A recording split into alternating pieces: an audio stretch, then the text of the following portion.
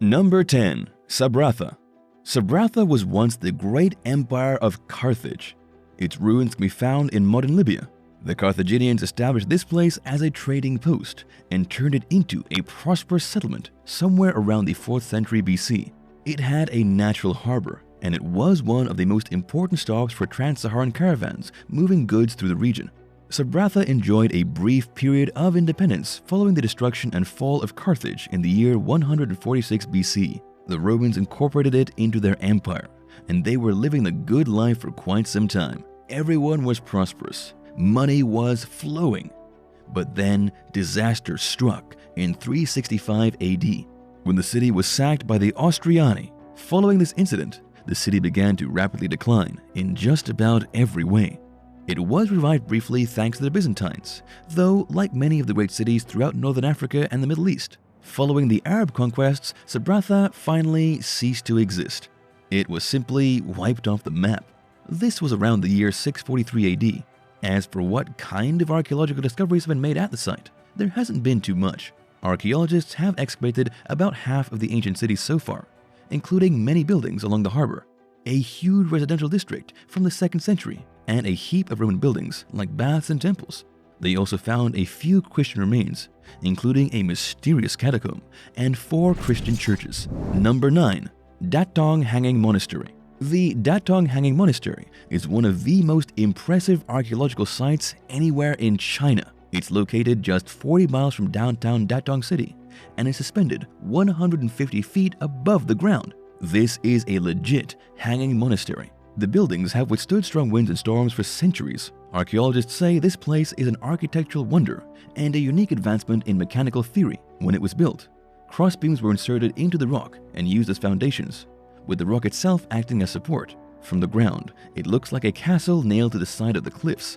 Even today, this is one of the favorite archaeological sites of construction experts who come to see the bizarre mixture of mechanical invention and Buddhist temple. Within the monastery itself, there are incredible monuments to Buddhism, Confucianism, and even Taoism. There are sculptures of Confucius, at least 40 halls and cabinets, and around 80 sculptures made from a variety of material, from copper to stone. The reason the monastery was built on the side of the cliffs was probably to shield it from floods. Plus, the mountain has protected it from natural elements all these years. It was built in the year 491 and has survived an incredible 1400 years. Both the Ming Dynasty and the Qing Dynasty, from between 1368 and 1911, have continued to maintain this amazing piece of history. Number 8. Idojiri Ruins. The Idojiri Ruins can be found near the town of Fujimi in the Chubu region of Japan.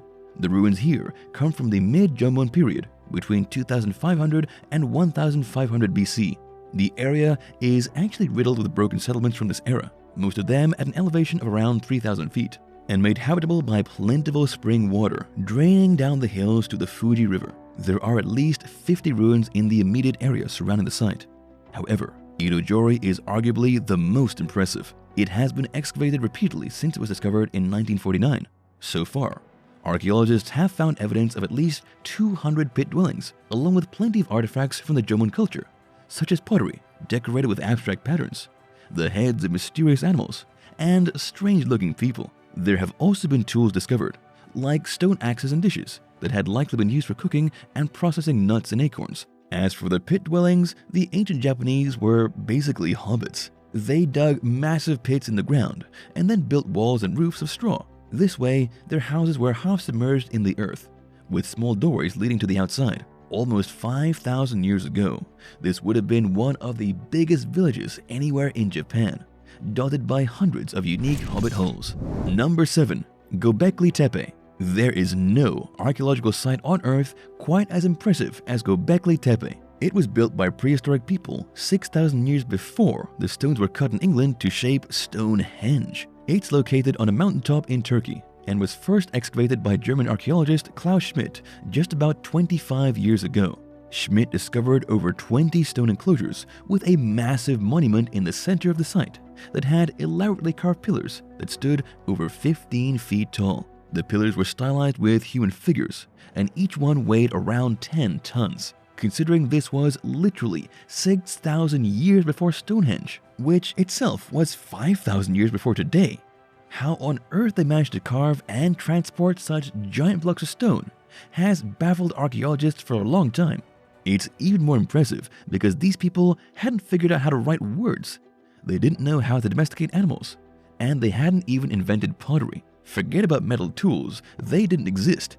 Yet somehow, even without metal, this mysterious race of people crafted one of the most exciting monumental structures anywhere in the ancient world. Some say Gobekli Tepe is the oldest temple ever built, though not a single scientist has any clue what the people were using the temple for, if they're worshipping strange gods or praising the sun.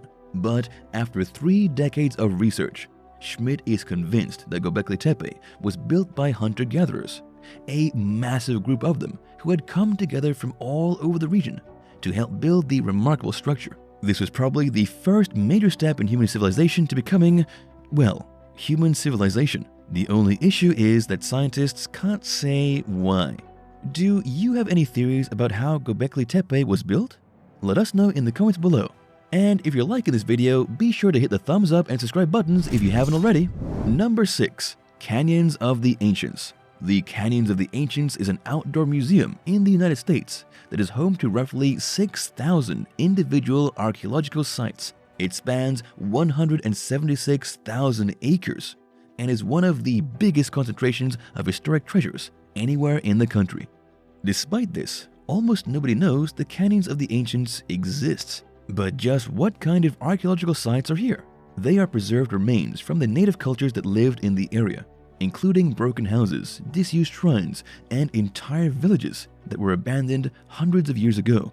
All these structures can be dated back to the Puebloans. They first began building small, simplistic structures, but eventually wound up with a whole city spreading out through the desert. However, the Puebloans didn't leave behind any written accounts of who they were or what they did, and they vanished mysteriously in the middle of the 1100s and moved away. Scientists and archaeologists are both clueless as to where these mysterious people went after, or what became of them. But some believe they most likely went into Arizona and New Mexico. Number 5. Lost City of the Apostles.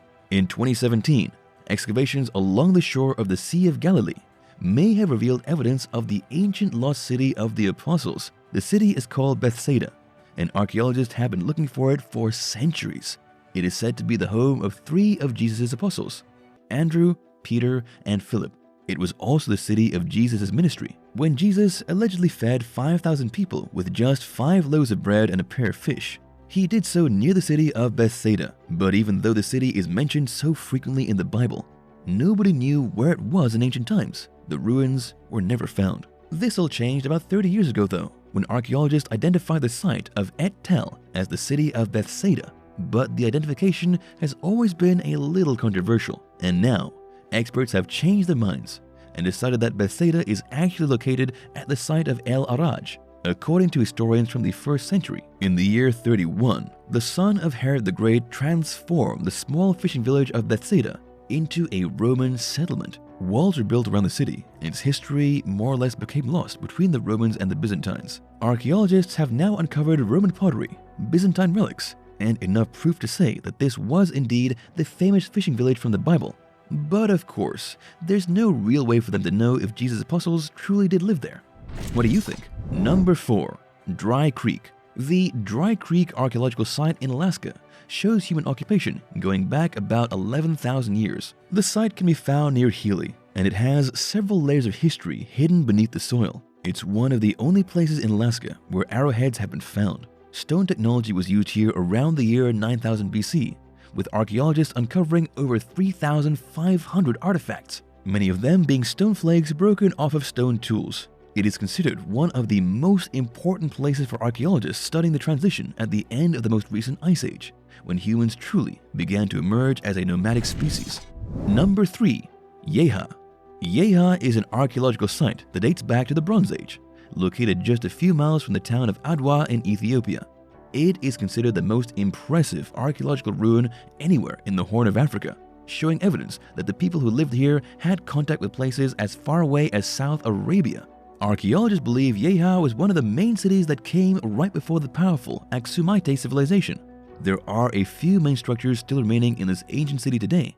There's the Great Temple of Yehaw, the Grat Be'al Gebri, and a mysterious cemetery riddled with rock-cut tombs.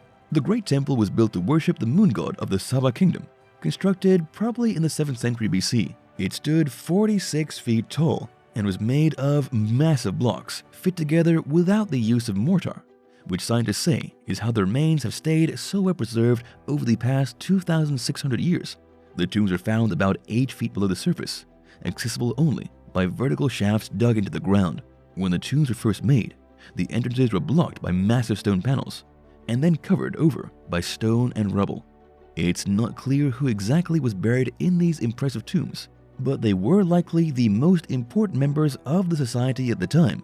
The society, though, is a little mysterious. They likely evolved into the Oxumites, but this has never been proven. There have only been a handful of stone slabs found with inscriptions on them, not enough to fully detail the history of these curious people. Number 2. Tomb of Kinshi Huangji.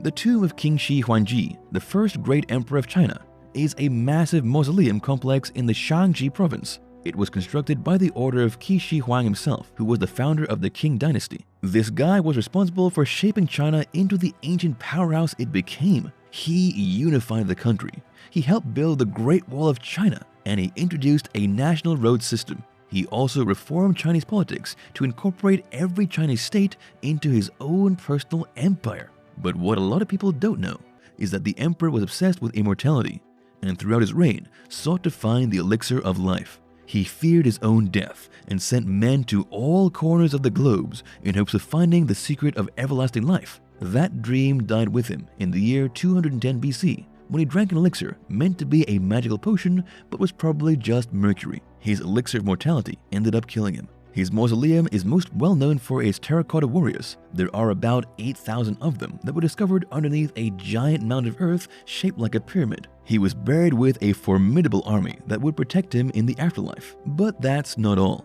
There is also an underground palace, a massive tomb chamber, and much of the mausoleum still remains unexplored. The terracotta warriors have been dug out for everyone to see, but the physical tomb of the emperor himself is still sealed, and his body is probably still resting inside. Number 1. Buleragia. The Roman ruins of Buleragia in Tunisia are pretty fantastic. This place began life as an ancient Berber settlement thousands of years ago. In 156 BC, it was founded by the first Numidian king and named Massinissa. This was part of the Berbers' homeland, at least until it was captured by Carthage and turned into a Punic town around the 3rd century BC. The Roman Empire defeated Carthage during the Punic Wars and took control of the city. It was made a free city by Julius Caesar. Then, under the rule of Hadrian, was turned into a Roman colony. Archaeologists have made some amazing discoveries here, such as inscriptions in stone that suggest the inhabitants used to worship Baal Hammon, the greatest god in Carthage myth. The people here used to bury their dead in giant jars.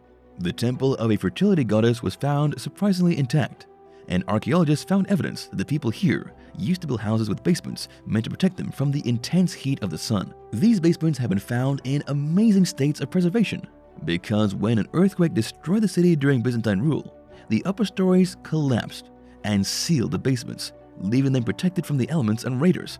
They were found in modern times, just as they would have looked like at the time they were ruined. Thanks for watching. Which of these incredible sites would you like to visit? Let us know in the comments. And if you enjoyed the video, don't forget to hit subscribe and come back for another awesome video. See you next time. Bye.